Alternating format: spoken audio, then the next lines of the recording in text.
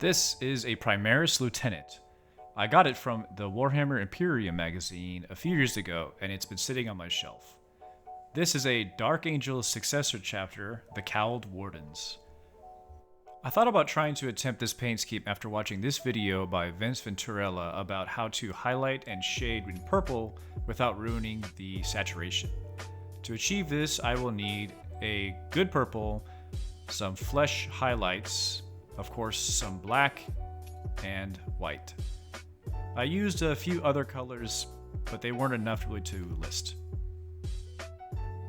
Of course, I needed to use gold, but I didn't have a bright gold, and that's the best I had. I have little to no experience when it comes to painting miniatures, so I used a lot of videos as a starting point for all these techniques that I'm practicing. The miniature was already pre-primed and then base coated in some purple in the places that I wanted it. And then using the flesh tones from the earlier video that I saw, I tried dry brushing some highlights. I really wanted to keep as much of the saturated color, the purple, as I could, and just using white with the purple would just slowly bleed all of that vibrant color out.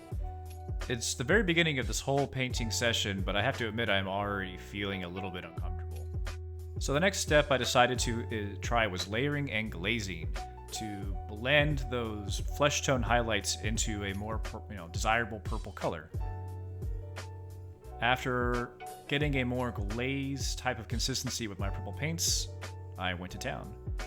And I really didn't know what I was doing. I had to fight a lot of old habits from painting my Gundam kits from when I used to do that a lot. Because when painting for Gundams, at least in the style that I did it, highlights and volumetrics wasn't really used whatsoever. It was more about getting a nice, polished, even coat of color on what you were aiming at. This is very much more of a delicate painting experience, and it's challenging but very fun. After a few layers of purple, I decided to let it dry for a little bit and just take a look at it, see where I was at. I really wasn't very happy. I just couldn't really see this looking like the reference pictures, so I decided maybe a wash would be the best bet to really bring out those blacks and to create more of a shift between dark purple to lighter purple and blacks. The reason why I have most of the miniature purple is because I feel like having that just pure black body with only the pauldrons and the helmet being purple would be a bit too boring.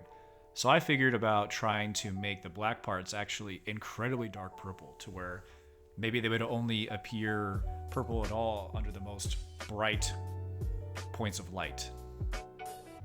And I do not know if I achieved that. Something I would like to bring up right now, actually, that I've just noticed after reviewing this footage is that this looks quite different to how it appears with the naked eye. I don't know if it's because I'm using kind of a cheap webcam and maybe the contrast or something is not appropriate for this type of filming, but when I was filming this, all of these purples looked very muted, and it didn't even look anywhere near as dark on the black spots. Bringing up the reference picture again to take a look at where I'm at, and it's getting there, but I'm still very not happy. I decided that I think I should go back and maybe tidy up some things. So I decided to add a little bit more purple glaze because remember, with my naked eye, this looked much more black and not very saturated.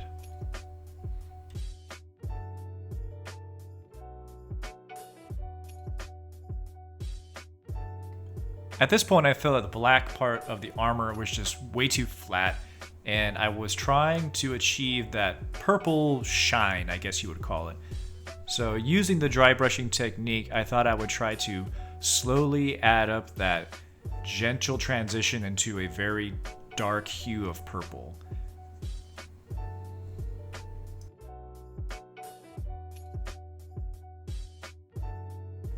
When I got to a point where I was satisfied with the black, I decided that I was going to go back and try to add some more darker saturated purples to the shadows and darker parts of the purple armor. I decided to stay with the dry brushing technique at this point because I was much more satisfied with the application of the paint as opposed to layering or glazing. After that, then I went back with more flesh highlights and an attempt to highlight things in a much more gentle way, just trying to get those really bright spots. This is where my inexperience really began to take over, I think, because before I knew it, everything just looked way too bright, chalky, and just not good, to be blunt.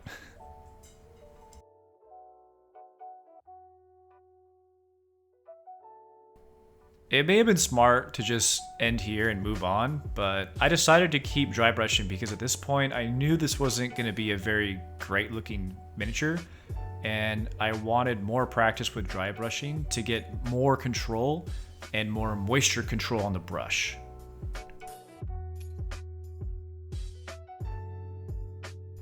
By this point I had been painting for around 2 hours and I knew I just needed to slap some metallics on this thing and keep going. If I stopped, I'm sure I wouldn't get back to it, and I really wanted to see this paint job until the very end. Even though I wasn't happy and it was really not fun at this point, I just kind of pushed myself forward. To try to really brighten the gold that I have, I decided to do the first layer in shining silver. I almost kept it like this because I'm not that much of a fan of purple and gold. I'm much more of a purple and silver fan, but I was trying to stick to the Cowled Wardens paint scheme, so I just stuck to it. Painting the metallics was and was not fun at the same time. It wasn't very fun because metallic paint's coverage is pretty poor and it required a lot of careful layering. But it was fun because finally getting a different color to break up all of that purple and black really gave me some motivation that I was lacking to finish. And I was just really enjoying the silver.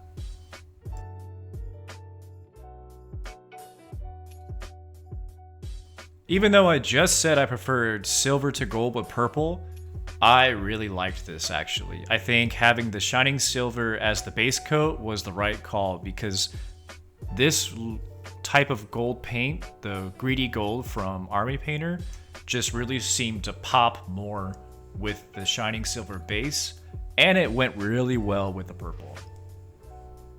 I decided that I wanted to do another black wash, so I saw that I had some brown leather spots I needed to paint first.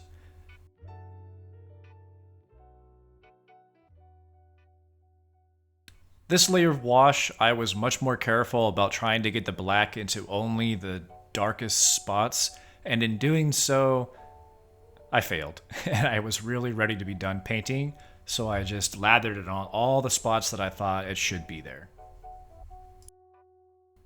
As the wash was drying, I also decided to get white on the eyes and the purity seals.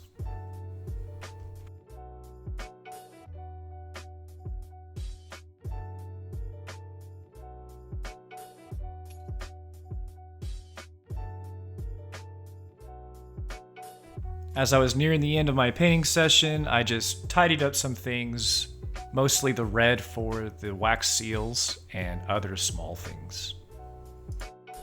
After finishing some more small details, attempting to do some line highlighting, I just needed to stop. It was about 3 hours into a non-stop painting session and I was pretty exhausted. I was also not satisfied at all. Now, I feel like this is a perfectly acceptable paint job for the tabletop, but I actually don't have any opportunity to play Warhammer. I would love to, but just where I live, it's impossible. So all of my painting is more for showcase and just the enjoyment of the hobby itself. That's why I'm so highly critical of myself. Looking at the completed mini, I can see many areas that I want to focus on to improve my painting. The first one is to thin my paints properly and to apply only as many layers as needed. The more I second guess myself and keep going back and repeating steps, the more I'm going to lose that really important detail. A really important lesson that I learned was to not pick black and not pick purple. They are so difficult to add proper shading and highlights to without desaturating them. I originally wanted to buy more of these specific model, but I can't find them, so I'm gonna give this guy a bath in some cleaner and strip off the paint. We'll try again next time. Thank you so much for watching, and anybody who has any suggestions, please comment down below. I would really appreciate it since I'm brand new at this. Thank you.